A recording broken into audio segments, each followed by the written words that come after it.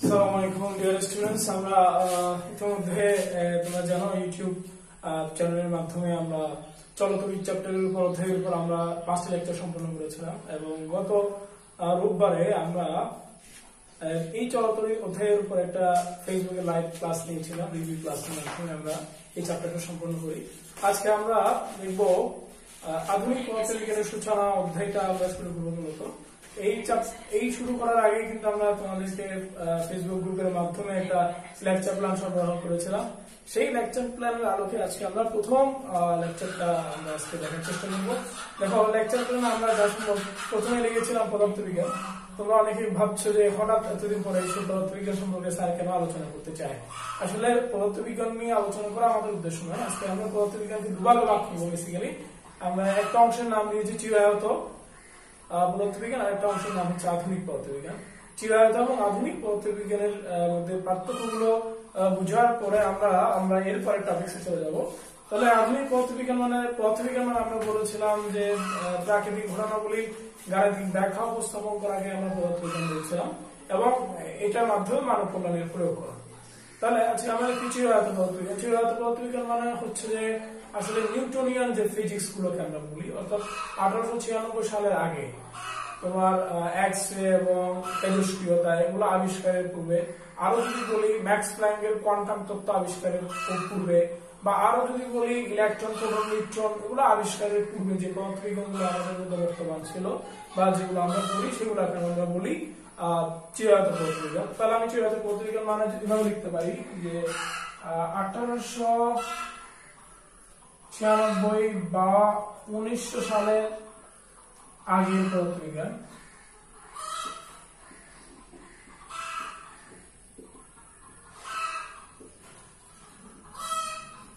আর এখানে আমি বলতে পারি 1900 সালের পরে যে পদার্থবিজ্ঞানগুলো আমাদের মধ্যে বর্তমান, যেমন কোয়ান্টাম তত্ত্ব থেকে শুরু করে বলা যায়, আইনস্টাইনের আপেক্ষিক তত্ত্ব থেকে শুরু করে বলা যায়, এখান থেকে যে পদার্থবিজ্ঞানগুলো আমাদের মধ্যে বর্তমান সেগুলোকে আমরা বলি আধুনিক পদার্থবিজ্ঞান। এখানে তোমার চিরায়ত পদার্থবিজ্ঞান আমরা জানি এরা বেসিক্যালি ম্যাক্রোস্কোপিক জগৎ নিয়ে ডিল করে, অর্থাৎ বৃহত্তর জগৎগুলো নিয়ে ডিল করা হয়।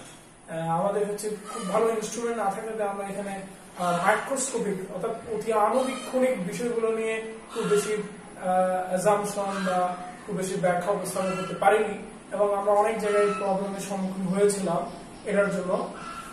তাহলে এখানে আমরা বলতে পারি যে ম্যাক্রোস্কোপিক জগৎ নিয়ে ডিল করে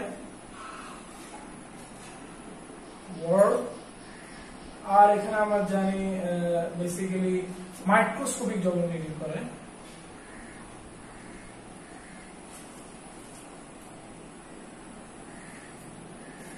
এগুলো নিয়ে এখানে এই চিরায়ত পদার্থবিজ্ঞানের সীমাবদ্ধতা অনেক বেশি। মূলত বলা যায় চিরায়ত পদার্থবিজ্ঞানের সীমাবদ্ধতার কারণে আমরা আধুনিক পদার্থবিজ্ঞানের অবতারণা করেছি।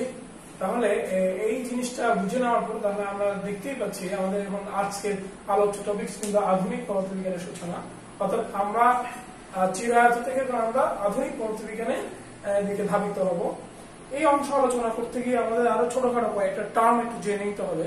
এমন একটা টার্ম হচ্ছে কি প্রসঙ্গ কাঠামো। তোমরা নিশ্চয় প্রসঙ্গ কাঠামো কাকে বলে এটা পড়েছিলে, নবম দশম শ্রেণী থেকে অনেকে পড়েছ। প্রসঙ্গ কাঠামো কাকে বলে? যে দৃঢ় বস্তুর সাপেক্ষে কোনো কিছুর অবস্থা নির্ণয় করা হয়, বা যে ত্রিমাত্রিক দৃঢ় বস্তুর সাপেক্ষে কোনো কিছুর অবস্থা নির্ণয় করা হয় তাকে বলা হয় প্রসঙ্গ কাঠামো। প্রসঙ্গ কাঠামো আমরা দেখিয়েছিলাম এটা 3 ধরনের হয়, একমাত্রিক, দ্বিমাত্রিক, ত্রিমাত্রিক প্রসঙ্গ কাঠামো। আজকে আমরা জড় প্রসঙ্গ কাঠামো।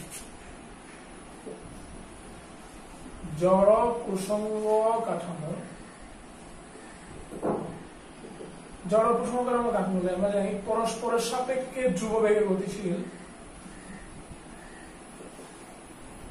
পরস্পরের সাপেক্ষে ধ্রুববেগে গতিশীল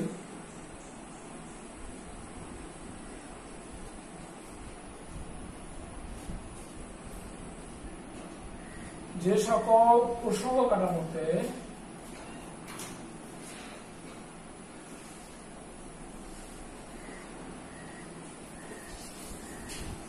পদার্থবিজ্ঞানের সূত্রগুলো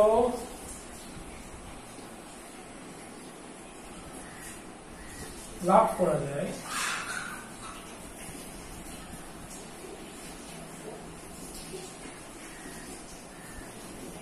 তাকে জড় প্রসঙ্গ কাঠামো বলে।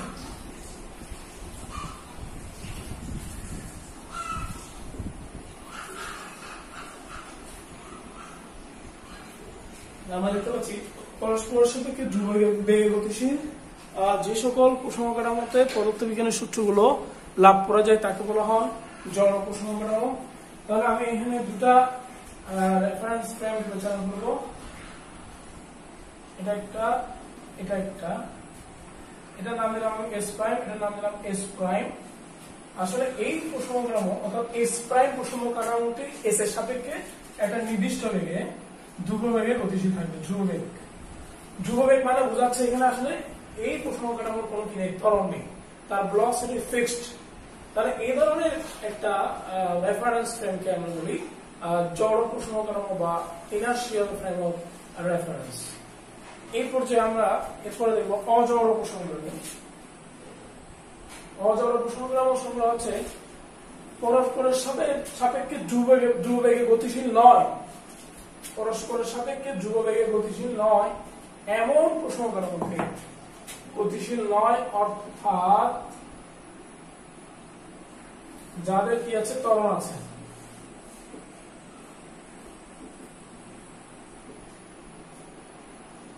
তাদের অজড় প্রসঙ্গ কাঠামো বলে। প্রসঙ্গ কাঠামো বলে।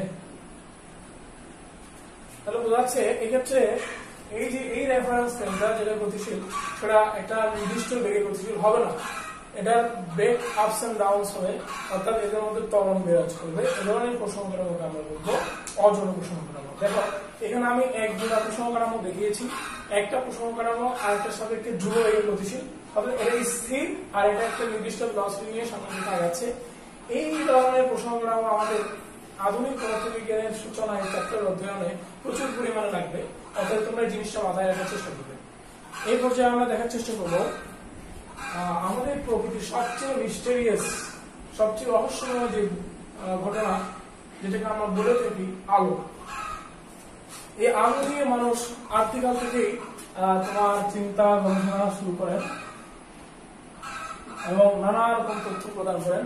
আমরা জানি আলো নিয়ে যে প্রথম তথ্যটা আমাদের দেওয়া হয়, যেটা আমরা আমাদের সময় নবম দশম শ্রেণীতে আলো একটা চ্যাপ্টারে অধ্যয়ন করেছিলাম, সেই আলো চ্যাপ্টারে প্রথম তত্ত্ব হিসেবে উপস্থাপন করা হয়েছিল নিউটনের কণা তত্ত্বকে।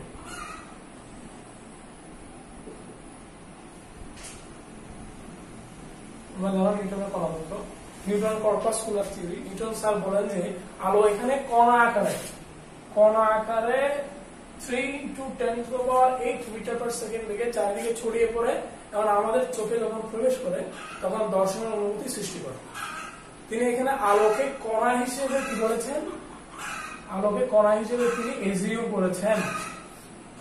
এরপর দেখা যাচ্ছে এই কণা তত্ত্বের সাহায্যে আলোর বেশ কিছু ঘটনা ব্যাখ্যা করা যায়, আরো কিছু ঘটনা আছে যেগুলো ব্যাখ্যা করা যায় না। এমন কিছু ঘটনা যেগুলো ব্যাখ্যা করা যায় সেগুলো হচ্ছে কি আলোর প্রতিফলন ব্যাখ্যা করা যায়, প্রতিসরণ ব্যাখ্যা করা যায়, বিচ্ছুরণ ব্যাখ্যা করা যায়, কিন্তু ব্যতিচাপ, অপবর্তন, সমাবর্তন ব্যাখ্যা করা যায় না। এই কথাগুলো এগুলো ব্যাখ্যা করা যায় না। এই হলো ব্যাপার। তখন এই ঘটনাগুলো ব্যাখ্যা করার জন্য নতুন একটা তথ্যে অবতারণা করার প্রয়োজন দেখা দেয় এবং সেই তথ্যটা নিয়ে এগিয়ে আসেন যে লোক আমরা জানি, তিনি হচ্ছেন আলো তরঙ্গ তথ্য নিয়ে যিনি আগে আসেন, সেটা হচ্ছে হাইগেনের নীতি বলি আমরা, হাইগেনের নীতি বলি। এবং পাশাপাশি যেটা বলা হয় আলো তরঙ্গ তত্ত্ব।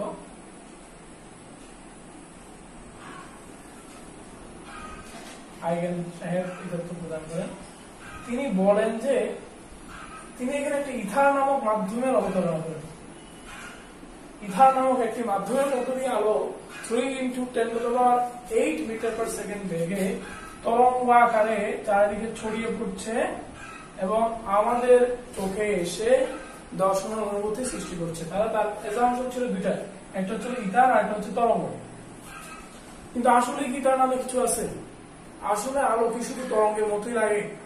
এখন এই ঘটনাগুলো ব্যাখ্যা করা গেলেও ব্যতিচার, অপবর্তন, সমবর্তন ব্যাখ্যা করা গেলেও আরো প্রকৃতির কিছু বেশ কয়েকটা ঘটনা ব্যাখ্যা করা যায় না।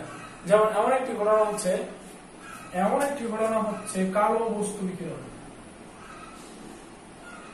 Black body radiation. এই জিনিসটা ব্যাখ্যা করা যায় না। হাইড্রোজেন স্পেকট্রাম, হাইড্রোজেন বর্ণালী ব্যাখ্যা করা যায় না।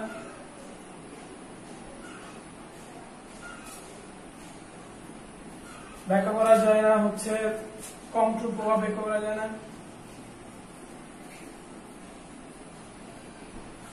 ইত্যাদি ঘটনাগুলো ব্যাখ্যা করা সম্ভব হয় না।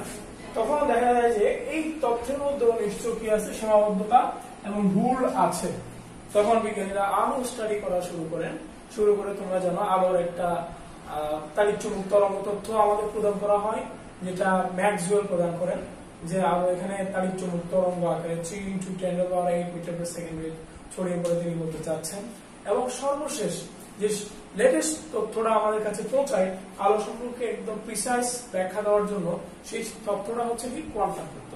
আমরা জানি 1900 সালে বিজ্ঞানী ম্যাক্স প্ল্যাঙ্ক, জার্মান একজন বিজ্ঞানী ম্যাক্স প্ল্যাঙ্ক, তিনি এই আলোর এই কোয়ান্টাম তত্ত্ব প্রদান করেন। তিনি এখানে আলোর একদম মাইক্রোস্কোপিক একটা ব্যাখ্যা প্রদান করেন। তিনি বলতে চাচ্ছেন এই যে ব্ল্যাক বডি রেডিয়েশনের মাধ্যমে কোন কালো কৃষ্ণ বস্তু যখন আলো রশ্মি শোষণ করে এবং বিকিরণ করে এবং এক জায়গা থেকে আরেক জায়গায় কি হয়, সঞ্চারিত হয়, তখন শুধুমাত্র শোষণ এবং বিকিরণের সময় আলোগুলো প্যাকেট আকারে শোষিত হয় এবং বিকিরিত হয়। কিন্তু এক জায়গা থেকে যখন আরেক জায়গায় যায় তখন কন্টিনিউয়াস আকারে, অর্থাৎ একটা লাইনের মতো করে যায়।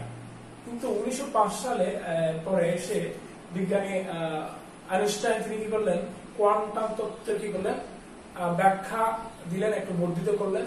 তিনি বললেন যে শুধুমাত্র আলোকরশ্মি কালো বস্তুর ক্ষেত্রে শোষণ বা বিকিরণের সময় নয়, এক জায়গা থেকে আরেক জায়গায় যাওয়ার সময়ও ডিসক্রিট, অর্থাৎ প্যাকেট আকারে যায়।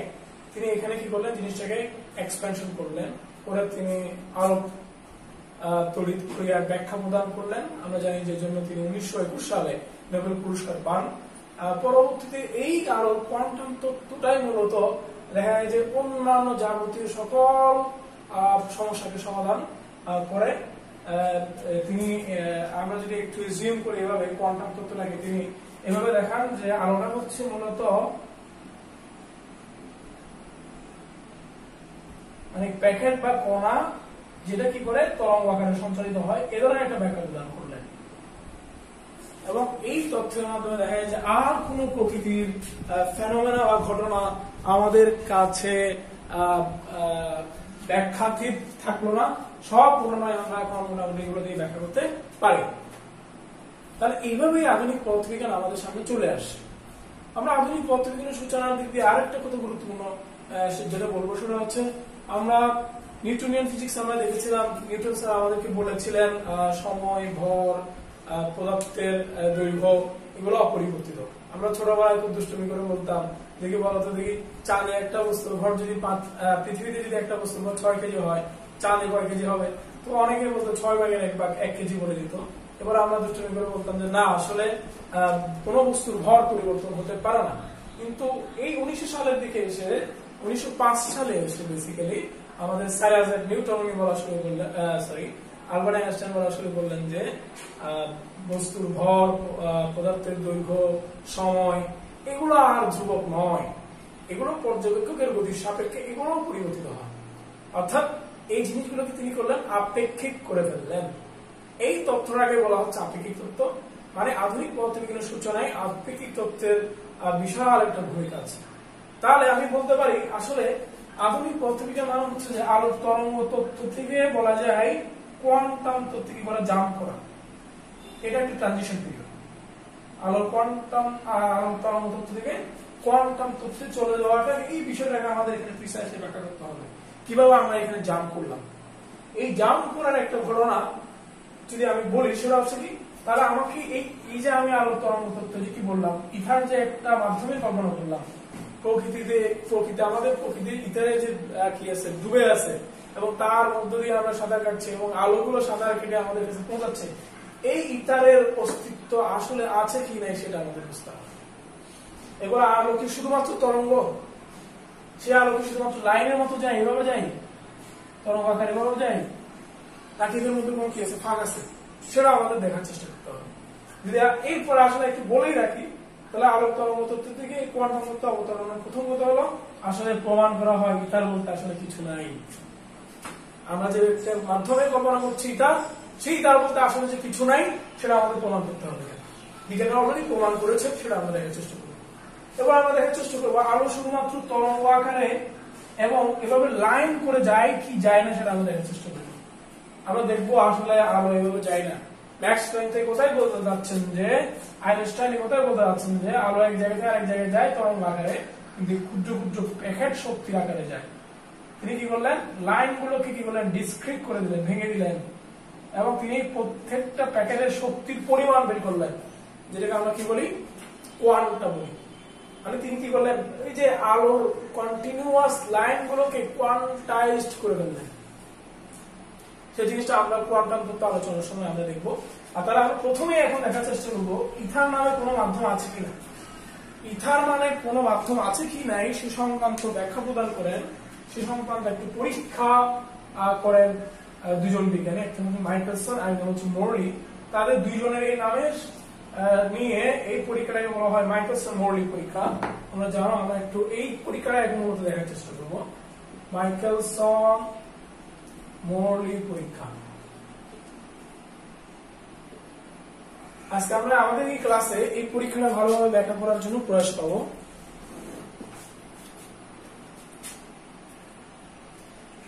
আর আমরা একটু দেখি মাইকেলসন মরলি, তিনি মাইকেলসন সাহেব কি করলেন এই পরীক্ষাটা করার জন্য। তিনি আসলে একটা যন্ত্রের কল্পনা করলেন, যেখানে একটা এরকম সোর্স থাকবে, আলোর উৎস, আলো দেখুন বেরোচ্ছে, সে আলোর উৎস থেকে আলোর রশ্মি গিয়ে লেন্স আপতিত হবে। আমরা জানি লেন্স আপতিত হলে আলোর রশ্মিগুলো কি হবে, সমান্তরাল গুচ্ছ পরিণত হবে। সমান্তরাল গুচ্ছ পরিণত হওয়ার পর আলোর রশ্মিগুলোকে তিনি 45 ডিগ্রি অ্যাঙ্গেলে রাখা একটি এরকম দর্পণের উপর আপতিত করলেন। যেটা শুধু দর্পণ না, আসলে দুই ধরনের কোয়ালিটি তার মধ্যে বিদ্যমান। একটা হচ্ছে এই দর্পণটা, এটা যেমন রিফ্লেক্ট করতে পারে, এটার মধ্যে দিয়ে ট্রান্সমিশন হয়, অর্থাৎ প্রতিসরণ হয়। তাহলে এই যে আলো রশ্মির একটা অংশ এভাবে রিফ্লেক্টেড হয়ে উপরে গিয়ে এমন একটি দর্পণের সাথে ধাক্কা খেয়ে আবার উল্টো দিকে ফিরে এসে এই কাচের মধ্য দিয়ে, এই দর্পণের মধ্য দিয়ে এইভাবে প্রতিসরিত হয়ে টেলিস্কোপে আপতিত হয় আলোর একটা অংশ। এটাকে আমরা বলছি টেলিস্কোপ, যার পিছনে চোখ থাকবে দেখার জন্য।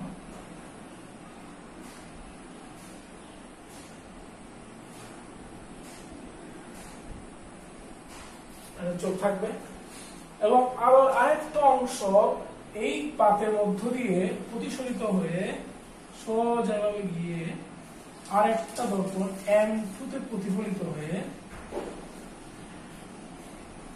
এভাবে উল্টো দিকে আবার ফিরে আসে, ফিরে এসে এই অংশে রিফ্লেক্টেড হয়ে তা নিচের দিকে চলে যায় এবং টেলিস্কোপে আপতিত হয়। তাহলে আমরা এখানে কি দেখতে পেলাম, এখানে পলিসিতে আমরা দেখতে পাচ্ছি আলোকে টেকনিক্যালি আমাদের এই লাইটটাকে, আমি লেন্সটা মুছে দিতে পারি, সমস্যা নাই, আমার এই লেন্সটা করার দরকার নেই, ধরে নাও এটাকে এভাবে কি করা হয়েছে। তাহলে আমরা দেখতে পাচ্ছি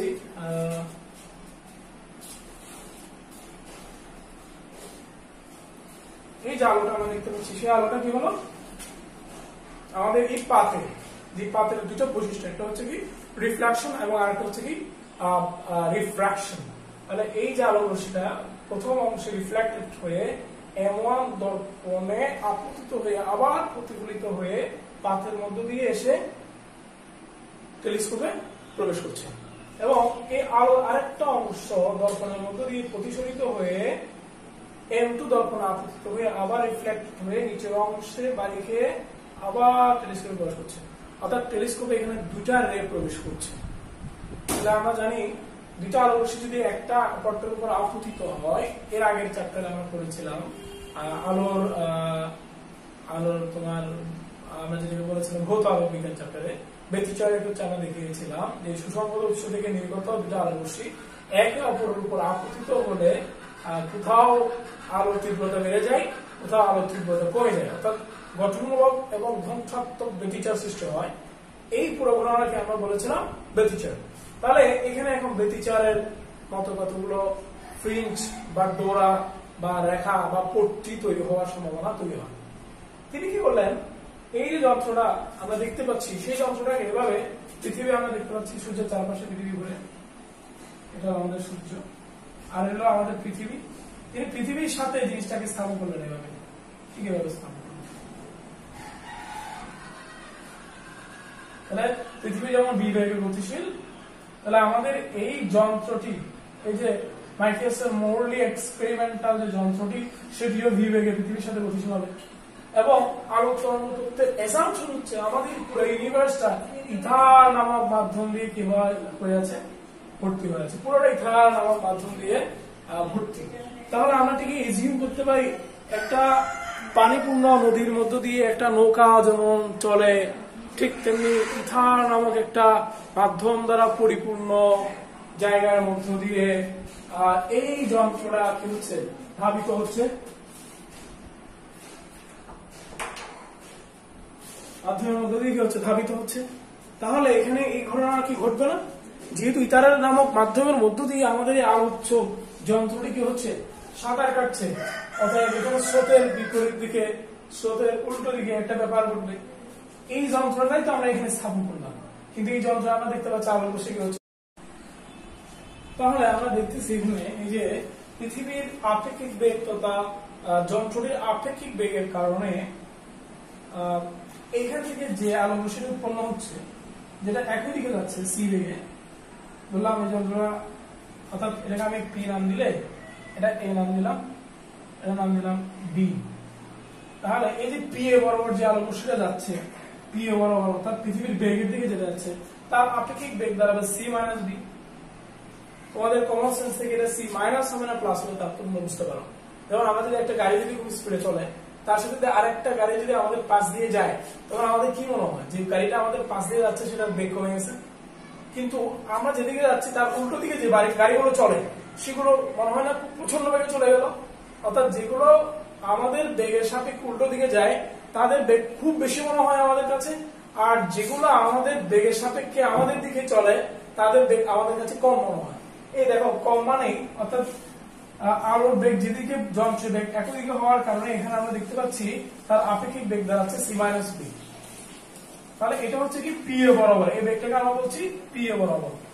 আবার আমরা এই যে M2 দর্পণে প্রতিফলিত হয়ে আলো রশ্মি যখন উল্টো দিকে ফিরে আসবে, আলো রশ্মি তখন আলো রশ্মির বেগ হবে সিটা এদিকে উল্টো দিকে। তা আমরা তো বলেছি আমাদের বেগের উল্টো পাশে যখন কোনো গাড়ি যায় তখন আমাদের কাছে মনে হয় গাড়িটা খুব প্রচন্ড বেগে যাচ্ছে, তখন তার আপেক্ষিক বেগ দাঁড়াবে, তাহলে আমরা লিখবো সি প্লাস বি, বেগ বেড়ে গেছে বলে মনে হয় আমাদের কাছে। এই যে এটাকে আমি এপি বরাবর বলতে পারি। তাহলে এপি পি এ বরাবর এদিকে যাইতে আবার ফিরে আসতে সময় আমরা বের করতে পারি, অর্থাৎ পি বিন্দু থেকে এ তে গিয়ে আলো রশ্মি আবার এ থেকে পি তে ফিরে আসতে সময় আমরা বের করতে পারি। সে সময়টা কি হবে? আমরা লিখতে পারি এখানে এই সময়টাকে যদি আমি কি ধরি, টি ধরি, টি সমান দাঁড়াচ্ছে হলো B by C minus B plus D by C plus B. অর্থাৎ যাওয়ার সময় সময়, কিন্তু আসার সময় সময়। আর এটা তো পুরোটা বেগই বোঝাচ্ছে, আর আমাদের এর সমান বিটি, এটা তো দূরত্ব, অতএব এর সমান বিটি। দুটো টাইম, যাওয়ার টাইম আসার টাইম, দুটো টাইম যোগ করলে আমরা পি থেকে এ তে এবং এ থেকে পি তে ফিরে আসার সময়টা পাই। এটাকে যদি আমরা কি করে একটু মডিফাই করে, তাহলে আমরা পাচ্ছি C square minus B square সমান আর 2cd পাবো এখানে। আর আমি যদি এখান থেকে সি স্কোয়ার কমন নিই, 2dc divide by C square common নিলে 1 minus D square by C square হবে। একটাকে সি কাটা গেলে আমাদের পাচ্ছি 2d by C into 1 minus B square by C square inverse 1 হবে। এখন এই ইনভার্স 1টাকে আমরা দ্বিপদী উপপাদ্যের মাধ্যমে যদি কি করি এক্সপ্যানশন করি, তাহলে আমাদের সমীকরণটা কেমন দাঁড়াবে?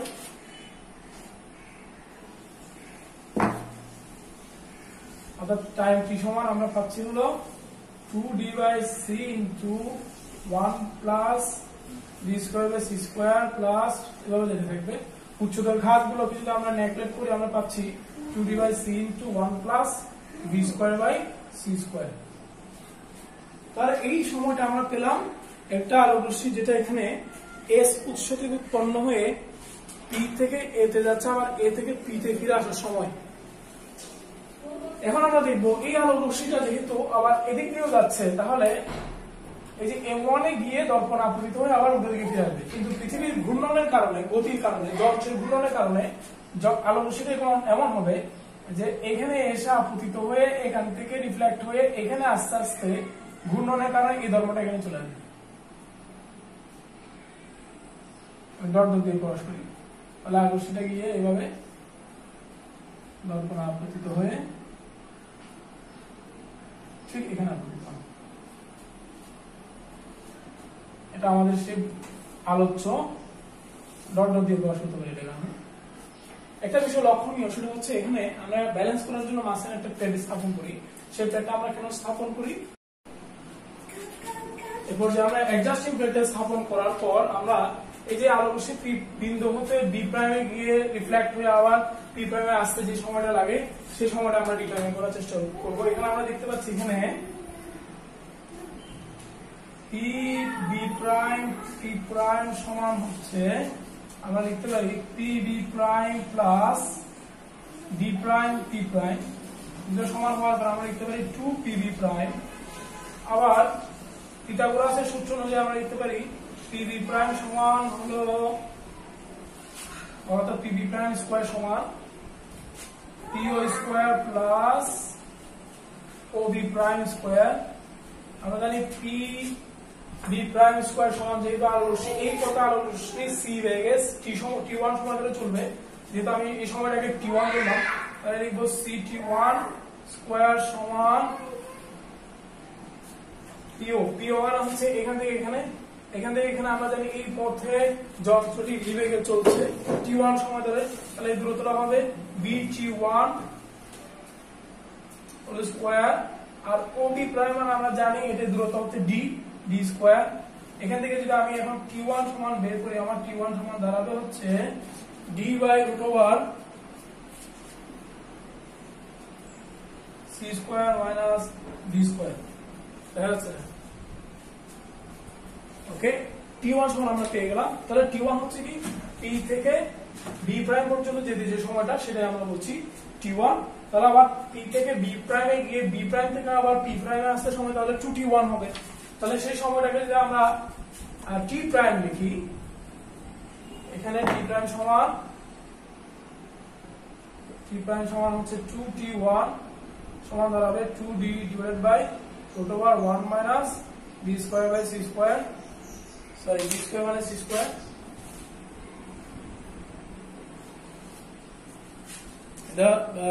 এখান থেকে আমরা আগের মতো যদি করি 2d বাই সি কমন নিয়ে ফেলি, তাহলে আমরা পাচ্ছি হলো ওই আগের মতো একই পলিসি যদি আমরা এখানে অ্যাডাপ্ট করি 1 minus B square by C square whole over minus 1, এটা দ্বিপদী উপপাদ্য প্রয়োগ করলে দাঁড়ায় 2d by C into 1 plus B square by C square. T prime সমান আমরা পেলাম 2d by C into 1 plus B square by 2c square, sorry এটা মাইনাস সাম হবে, আর এখানে একটা 2 আসবে। এখানে অবশ্যই আমরা জানি যেহেতু এখানে ইথার নামক মাধ্যমের উপস্থিতি কল্পনা করছি, অতএব আলোক রশ্মি এই পথে গিয়ে m2 তে বাড়ি খেয়ে আবার p তে ফিরে আসতে যে সময়টা, সেটা উপরে গিয়ে আবার ওই জায়গায় ফিরে আসতে সময় হচ্ছে বেশি হবে। অর্থাৎ এখানে t is greater than t prime। তাহলে আমরা এই ডেল টি সময় ব্যবধানটা যদি আমরা বের করি, তাহলে আমরা পাবো ডেল টি সমান t মাইনাস t প্রাইম, যেটার মান আমরা পাচ্ছি এখানে এই সময় ব্যবধানটা আমরা যদি মানগুলো বসাই তাহলে পাবো 2d v square by c cube পাবো আমরা। যদি আমরা এই যে টি এ পথে গমনকারী আলোক রশ্মির আবার রিফ্লেক্টেড হয়ে আবার পি বিন্দুতে ফিরে আসতে সময় এবং বি পথে গিয়ে আবার রিফ্লেক্টেড হয়ে পি বিন্দুতে ফিরে আসতে সময় ব্যবধান যদি টি এবং টি প্রাইম হয়, যেহেতু এখানে T is greater than T prime, সুতরাং এই দুটো আলোক রশ্মির অতিক্রান্ত পথের যে সময়টা লাগবে সেই সময় ব্যবধান সমান আমরা পেলাম dv square by c cube. সুতরাং কত পার্থক্য হবে আমরা জানি, কত পার্থক্য সমান del t into c, সুতরাং 2d v square by c square হবে। এখন আমি এই যন্ত্রটাকে যদি আমি 90 ডিগ্রি কোণে ঘুরিয়ে দিই, 90 ডিগ্রি কোণে যদি যন্ত্রটাকে আমরা ঘুরিয়ে দিই তাহলে পথের পার্থক্যটা কত হবে? তাহলে 90 ডিগ্রি কোণে ঘুরিয়ে দিলে পথের পার্থক্য আমরা জানি দ্বিগুণ হয়ে যাবে, সমান 2d v square by c square. অর্থাৎ এই যে দুটো আলোক রশ্মি আমাদের টেলিস্কোপে এসে এখানে কি ঘটাচ্ছে, ব্যতিচার ঘটাচ্ছে, তাদের মধ্যবর্তী পথের পার্থক্য হচ্ছে এত। আর আমরা জানি পথের পার্থক্য যদি 0 হয়, মানে ল্যামডার 0 গুণিতক হয়, তাহলে গঠনমূলক ব্যতিচার হয়, আর যদি ল্যামডার সমান হয় তাহলে প্রথম গঠনমূলক ব্যতিচার পাওয়া যায়, আমরা যেটাকে বলি চরম বিন্দু বলি। ঠিক তেমনি এখানে আমরা এই গঠনমূলক ব্যতিচারের শর্তটাই আমরা এখানে লিখব 2d, আমরা পাই 2d v square by c square সমান m ল্যামডা। এখানে আমরা যদি d সমান 10 মিটার, v সমান 30 কিলোমিটার পার সেকেন্ড, ল্যামডা সমান 5000 অ্যাংস্ট্রম এবং c এর মান যদি 3 × 10⁸ মিটার পার সেকেন্ড বসাই তাহলে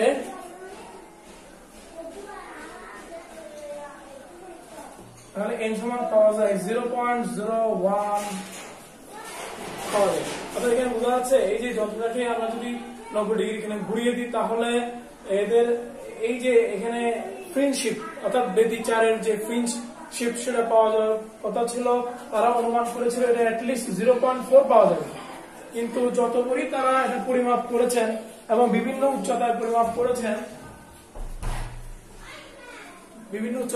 করেছেন, বছরের বিভিন্ন সময়ে পরিমাপ করেছেন, এরপরে বিভিন্ন ঋতুতে পরিমাপ করেছেন, দেখা গেছে যে তারা এই ব্যতিচারগুলোর ফ্রিঞ্জশিপ 0.01 এর চেয়ে বেশি পরিমাপ করতে সক্ষম হননি, অথচ তারা ধারণা করেছিলেন এটা 0.4 হবে। যেহেতু ব্যতিচারের প্যাটার্নগুলোর মধ্যে কোনো ফ্রিঞ্জশিপ হয়নি, আশা করা যায় এই যে পি এ পথে গমন করে আলোক রশ্মি এবং পি বি পথে গমন করে আলোক রশ্মির পথের কোনো পার্থক্য নাই, অর্থাৎ সময় কোনো ব্যবধান নাই, অর্থাৎ পথের পার্থক্য না থাকার অর্থ হচ্ছে যে অর্থাৎ এই যে আলোটা গেল সেই আলোর ক্ষেত্রে যে আমরা c - b এবং c + b আপেক্ষিক বেগ হিসাব করেছি এটা পসিবল না, অর্থাৎ আলোর বেগের ক্ষেত্রে আপেক্ষিক বেগ হিসাব করা যাবে না, যেহেতু এখানে সময়ের কোনো পার্থক্য হয়নি। যেমন যে আমরা নদীর ক্ষেত্রে ধরেছিলাম যে স্রোতের উল্টো দিকে আর স্রোতের বিপরীত দিকে গেলে যে সময়ের একটা পার্থক্য তৈরি হয়, যেহেতু এটা সংঘটিত হয়নি, যেহেতু কত পার্থক্য পাওয়া যায়নি, অতএব এখানে ইথার নামে কোনো মাধ্যম নেই।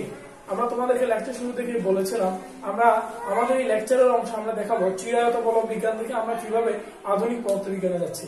আধুনিক পদার্থবিজ্ঞান আমাদের কোয়ান্টাম মেকানিক্যাল আইডিয়া দিচ্ছে, অর্থাৎ ইথারের কল্পনা বাদ দিচ্ছে, আর আমরা যে এতদিন যে ক্লাসিক্যাল যে ধারণাটা লাভ করে আসছিলাম যে ভর, দৈর্ঘ্য ইত্যাদি পরিবর্তন হয় না, সেই আইডিয়া থেকে আমরা একটা নতুন আইডিয়াতে যাচ্ছি, সেটা হলো ভর, দৈর্ঘ্য, সময় ইত্যাদি পরিবর্তন হয় এবং আলোর বেগ হচ্ছে কি একটা অপরিবর্তিত এবং ধ্রুবক রাশি, এটাকে আপেক্ষিক বিবেচনা করা যায় না। তাহলে এখান থেকে আমরা যে সিদ্ধান্তগুলো পাই মাইকেলসন মৌলিক পরীক্ষা থেকে, সেই সিদ্ধান্তগুলো হচ্ছে, 1 নম্বর সিদ্ধান্ত হচ্ছে ইথার বলে কিছু নেই,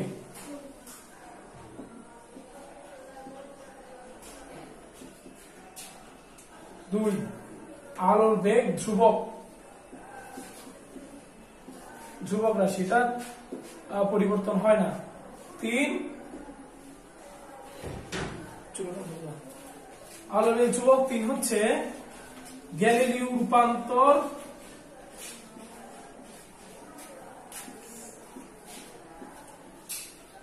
ভুল। এটা কিন্তু আমরা পরবর্তীতে দেখবো গ্যালিলিও রূপান্তর কিভাবে ভুল হয়, এই জিনিসটা আমরা আমাদের এখানে ব্যাখ্যা করার চেষ্টা করবো। তাহলে এখানে আমরা এই যন্ত্রটার ব্যাখ্যাটা শুনলাম, আসলে কিভাবে এখানে পৃথিবী বরাবর এবং পৃথিবী পূর্ব থেকে পশ্চিমে এই যে বেগ বরাবর স্থাপন করে ইতারের কল্পনাটা করা হচ্ছে। এই দূরত্বকে আমরা বলেছি ডি। এই আলোটা সি বেগে যাচ্ছে, দিকে সি বেগে গিয়ে ফিরে আসতেছে। ধরলাম এখান থেকে এই বিন্দুতে যাইতে সময়টাকে আমরা টি1 ধরেছিলাম প্রাথমিকভাবে। আর এই যে এই পি এ পথে গিয়ে আবার ফিরে আসতে সময় আমরা ধরেছি টি, আবার পিবি পথে গিয়ে আবার ফিরে আসতে সময় ধরেছি টি প্রাইম। আমরা বলেছি টি ইজ গ্রেটার দেন টি। এখানে আমরা একটা সময় ব্যবধান বের করেছি, বের করার পর একটা সমীকরণ পেয়েছিলাম সময় ব্যবধানের, সেখান থেকে আমরা পথ পার্থক্য বের করেছি। বেকচিয়ারের শর্ত থেকে আমরা একটা সমীকরণ পেয়েছিলাম, সেটা হচ্ছে 2d b² c² সমান n ল্যামডা। আমাদের বেসিক্যালি এই সমীকরণটা মনে রাখতে হবে এই চ্যাপ্টারের ম্যাথমেটিক্স গুলো সলভ করার জন্য। অলওয়েজ এখানে d সমান 10/11 মিটার ধরা হয়, এটা থাকতে পারে পরীক্ষায়। আবার এই ভিটা হচ্ছে পৃথিবীর ঘূর্ণন বেগ, আমরা জানি সেটা 30 কিলোমিটার/সেকেন্ড। আর সি তো আমরা জানি, এগুলোর মাধ্যমে ল্যামডা বসিয়ে আমরা এন এর মান বের করতে পারি, অর্থাৎ ফ্রিন্ডশিপ হচ্ছে কি হচ্ছে না সেটা বের করতে পারি। আমরা অলরেডি বলেছি এই যে চিরায়ত বলবিজ্ঞানের আইডিয়াগুলো আমরা ভুল প্রমাণ করে আমরা আধুনিক পদার্থবিজ্ঞানে পা রেখেছি। আধুনিক পদার্থবিজ্ঞানের একদম প্রাথমিক অংশ হিসেবে যেটা আমরা পাই সেটা হচ্ছে আপেক্ষিক তত্ত্ব। এখন আমরা লিখবো আপেক্ষিক তত্ত্ব কাকে বলে। আপেক্ষিক তত্ত্ব হচ্ছে, আমরা বলেছি যে স্যার আইজাক নিউটন স্যার আমাদেরকে বলেছেন যে দৈর্ঘ্য, ভর, এরপরে সময় এগুলো অপরিবর্তিত থাকে, ধ্রুবক। কিন্তু আমরা দেখতে পাচ্ছি আসলে এগুলো অপরিবর্তিত থাকে না, ধ্রুবক নয়। দৈর্ঘ্য, ভর, সময় ইত্যাদি অবজারভারের বা পর্যবেক্ষকের গতি সাপেক্ষে পরিবর্তনশীল হয়। এই আইডিয়াটাকে বলা হচ্ছে আপেক্ষিক তত্ত্ব। তাহলে আমরা একটু লেখার চেষ্টা করব। নিউটনের মতে দৈর্ঘ্য, ভর, সময় ইত্যাদি ধ্রুবক, কিন্তু আইনস্টাইন বলেন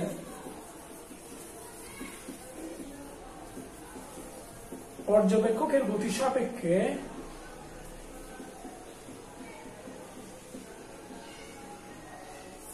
দৈর্ঘ্য, ভর, সময় পরিবর্তিত হয়। আইনস্টাইনের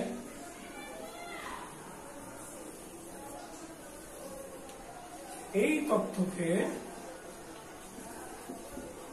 আপেক্ষিক তত্ত্ব বলে।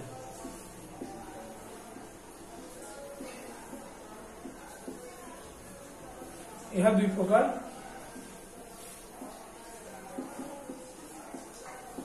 এক সাধারণ আপেক্ষিক তত্ত্ব,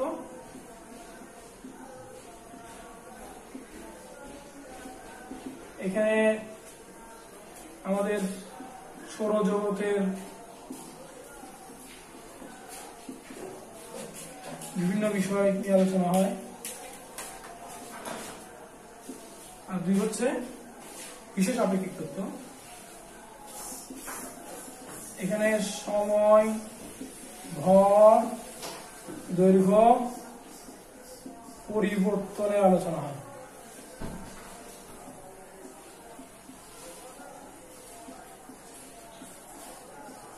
বিস্তারিত পরবর্তীতে আমরা এগুলো নিয়ে আলোচনা করবো এবং বিশেষ আপেক্ষিক তত্ত্বের বিভিন্ন বিষয় লেখার চেষ্টা করবো। আজকে এতটুকুই আমরা শেষ করলাম।